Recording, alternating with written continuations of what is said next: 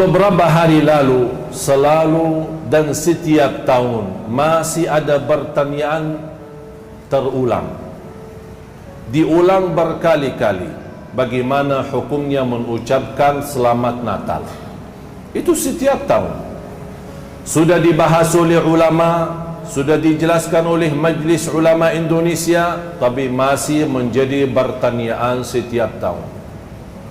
Saya ingin bertanya kepada jamaah, apakah anda sudah tahu arti Natal? Arti Natal adalah kelahiran, dan selamat atas kelahiran. Dan kepercayaan mereka, kelahiran itu adalah kelahiran Nabi Isa, yang dinamakan oleh mereka Yesus, anaknya Tuhan. Ketika mereka merayakan hari itu, berarti mereka merayakan kelahiran anak Allah. Kita sebagai orang Muslim sudah belajar, bahkan sudah hafal, Qul huwallahu ahad, Allahus samad, lam yalid wa lam yulad. Tidak punya anak yang tidak beranakan. Berarti kalau Allah tidak punya anak, kita sudah percaya dan yakin Allah subhanahu wa ta'ala Maha Esa, Al-Wahidul Ahad, Al-Hayyul Qayyum, Maha hidup dan Maha berdiri sendiri. Allah subhanahu wa ta'ala Maha berkuasa, Allah subhanahu wa ta'ala Maha kaya, tidak tergantung kepada makhluk siapapun. Tapi kalau kita mengucapkan Selamat Natal atas kelahiran anak Tuhan, berarti kita sendiri sudah mengingkari Qul huwallahu ahad. Ada orang berkata toleransi, kita kan basa-basi. Bagaimana kalau mereka mengajak kita makan babi? Boleh enggak basa-basi? Makan babi basa-basi demi mereka.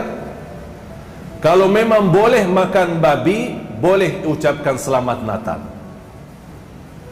Kalau sudah yang namanya babi haram dalam agama Islam, padahal itu hukumnya haram, belum sampai ke syirik, belum sampai ke kufur, kira-kira mana dosa yang lebih besar? Mengucapkan selamat atas kelahiran anak Allah atau makan babi?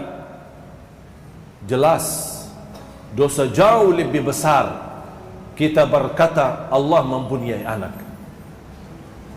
Kita tidak, Islam tidak melarang kita bersahabat dengan orang yang beda agama.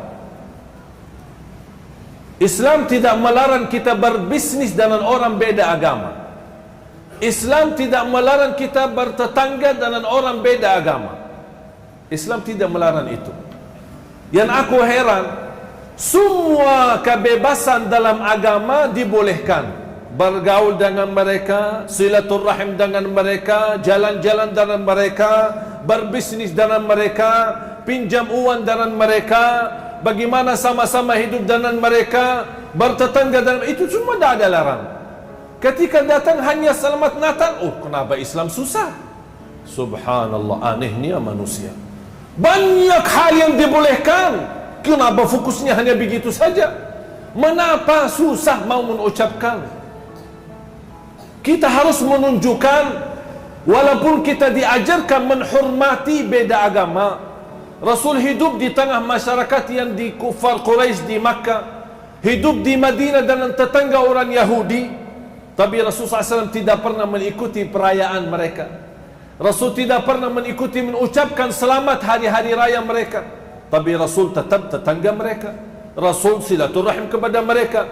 Rasul tetap berbaik dan sahabat dengan mereka. Bahkan berbisnis dengan mereka. Harus kita berprinsip sebagai orang Muslim. Hal yang terkait dengan akidah, mohon maaf, tidak ada tawar-menawar, walaupun orang tua sendiri. Di luar itu, saya baik, sahabat, memberikan yang baik untuk semua orang, siapapun. Bahkan Islam menilai memberikan pahala yang besar bagi orang-orang yang memberikan perhatian kepada binatang. Saya yakin anda semua sudah hafal hadis seorang wanita yang memberikan air minum kepada anjing. Allah ampuni dosanya, padahal anjing dihukum Islam najis dan haram. tapi Allah melihat perbuatannya, biarpun anjing najis, tapi karena berilaku baik, memberikan kasih sayang kepada binatang, Allah menilai itu. Bagaimana kalau kita kasih sayang kepada manusia? Kepada binatang saja pahala besar, apalagi kepada manusia. Jangan salah fahami, kalau kita dan ulama-ulama kita melarang kita mengucapkan selamat Natal, jangan anda merasa Islam itu tidak mau menerima toleransi dalam tengah masyarakat. Islam adalah teroris, Islam adalah keras. Tidak. Semua dibolehkan, tapi dalam hal yang terkait akidah, kita harus tahu diri. Jangan sampai kita merusak akidah kita tanpa kita tahu, tanpa kita sadar. Akhir hayat kita, na'udzubillah, kita ingin ucapkan kalimat syahadat, ternyata tidak bisa mengucapkannya karena kita sudah keluar dari Islam tanpa kita merasakan. Harus kita berbanyak istighfar, harus kita membela dan menjaga akidah kita, karena akidah itu tidak bisa dibeli, karena akidah itu adalah modal hidup kita, bahkan bekal keselamatan kita nanti di hadapan Allah hari kiamat. Bahkan orang-orang yang terjaga akidahnya, walaupun disiksa di neraka sebab dosa maksiat, tapi tetap diselamatkan, karena tidak boleh orang kekal di neraka Jahannam karena dia masih membawa dua kata syahadat, asyhadu an la ilaha illallah wa asyhadu anna Muhammad Rasulullah. Nabi Isa adalah nabi yang mulia, bahkan beliau membawa berita gembira kedatangan Nabi Muhammad sallallahu alaihi wasallam, dan itu yang dihapuskan dalam kitab Al-Injil.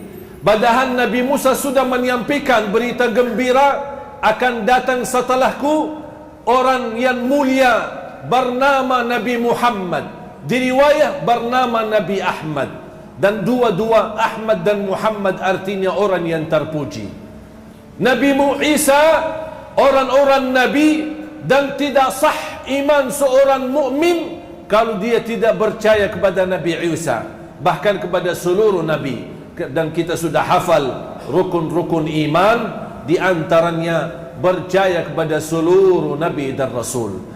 Tidak sah iman kita kalau kita tidak percaya kepada Siti Maryam sebagai ibunya Nabi Isa, yang Allah berikan kemuliaan, bahkan Allah berikan mukjizat, yang Allah kekalkan beritanya di dalam Al-Quran.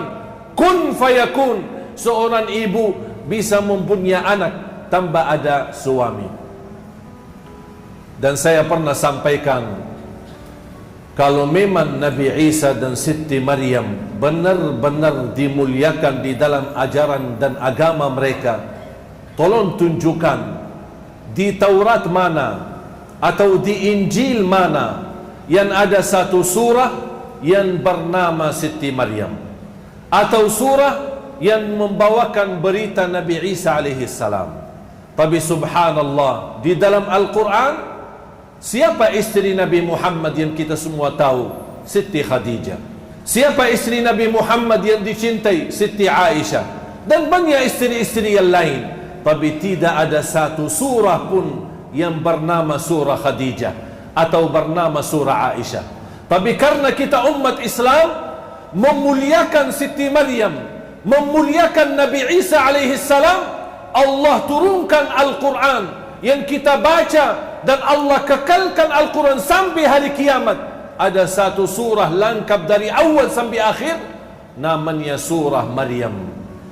Dan saya ingin, kalau anda punya kenalan orang-orang non-muslim, boleh anda hadiahkan hanya surah Maryam dan terjemahan, supaya mereka tahu persis kapan kelahiran Nabi Isa alaihi salam.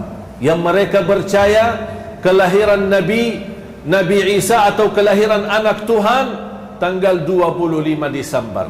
Padahal di dalam Al-Quran, kelahiran Isa itu adalah di musim turunnya buah kurma yang dinamakan rutab.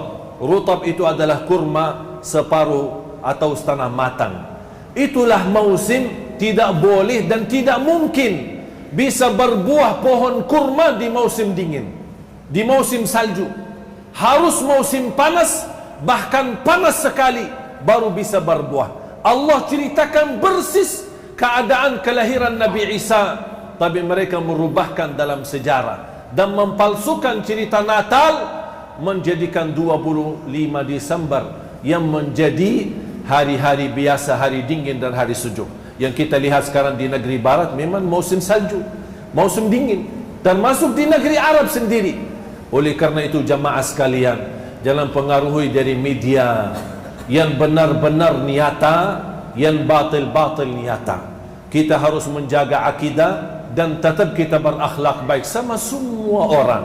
Siapapun agamanya, apapun agamanya, kita berbaik sama semua orang. Mengapa?